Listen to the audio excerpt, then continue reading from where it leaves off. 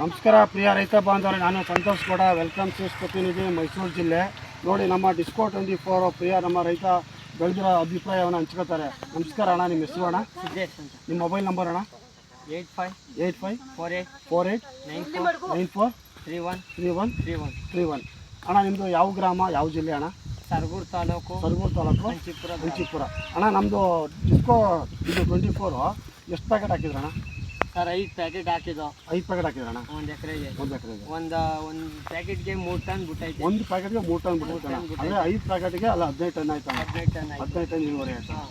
Medium ಆಗೈತೆ, ಬೆಳಿಬೋದು. ಮಾರ್ಕೆಟಲ್ಲಿ ಹೋದಷ್ಟೇ ತಗೋತಾರೆ, ಏನು ತೊಂದರೆ ಇಲ್ಲ ರೈತರಿಗೆ.